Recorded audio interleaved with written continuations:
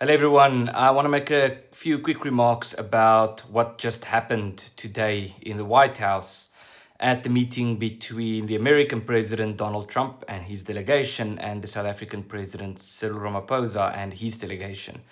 Now, there has been some high anticipation for this meeting, which, as I'm recording this, is still taking place. What we only saw thus far was the introductory remarks or the greetings to which the media was also invited.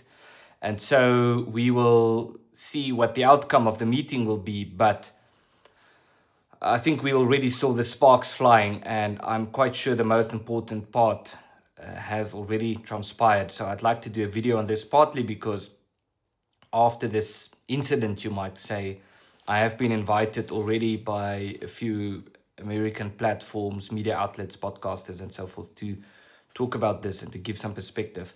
So, and I want to make a few remarks about this. Firstly, I'm not going to try to repeat everything that has happened. I'm keen on listening to you and reading your comments about what you make of this meeting.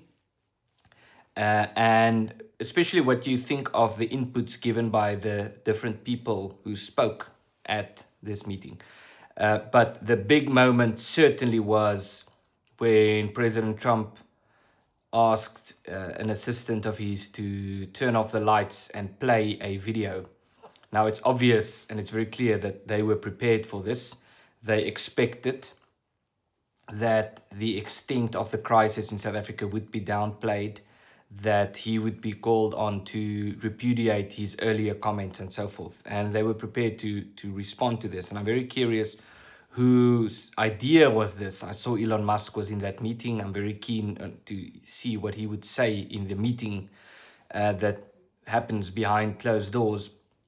But as an Afrikaner, and I'm sure I can speak for a lot of others who I have seen on social media have expressed the same sentiment, it really is something to witness what has just happened, because for several decades now, the farm murders was just swept under the carpet. And in as far as people are trying to raise awareness about this, we've been ridiculed and, pointed out and depicted as people spreading misinformation and so forth. And it's not just the farm murders, it's the hate speech as well.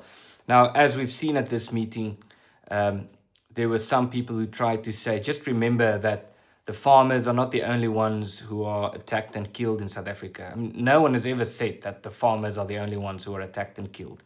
There are many crime phenomena in South Africa. What makes the farm murders particularly unique is the fact that we have politicians, some of the most senior politicians in the country, including the former president, including party leaders, who openly call for these farmers to be killed. And you cannot say that chanting about killing farmers is not the same as calling on farmers to be killed when you're actually chanting that they have to be murdered after making a speech about how they are criminals and should be treated as such and so forth. And we have a president in South Africa who has invited politicians who have made these chants to join his party, who has publicly denied the existence of the problem, and who make fun of those who are trying to raise awareness about this crisis, who accuse those who talk about farm murders of spreading misinformation and so forth. And so we should not feel sorry for him and for the South African government, because they had this coming. And again, I'm pretty sure I can speak for a lot of people when I say that we are truly grateful for what has happened in the White House today. Why? Because this problem has been denied and downplayed, and the victims and those who are calling for this to be stopped have been ridiculed for decades now. I've been involved with a campaign against farm murders since 2012, when I was still with AfriForum. I wrote a book about farm murders, which was published in 2018, which took 3 years to write, which has been vilified by many, even though to this date, I'm still not aware of a single factual error in the book.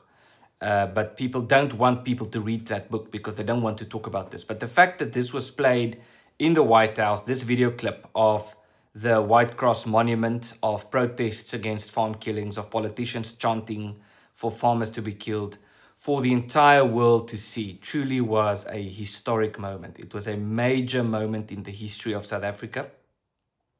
And I believe it was also a major moment for President Donald Trump, one that would be written about in his memoirs, in his biographies, and so forth. And we are very grateful for that.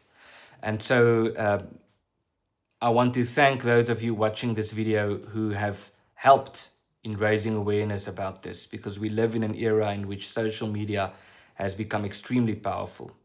And we need to keep pushing a factual narrative, and we need to keep pointing out when people are spreading misinformation, actual misinformation about what is happening in South Africa.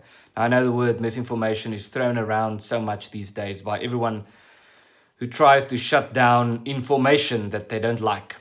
And so we have the likes of News24 calling those who campaign against farm murders of spreading misinformation, when this is an actual problem. And having grown up in an agricultural community, I have mentioned this before, I know many people who have been attacked on farms personally. I knew people who have been murdered on farms.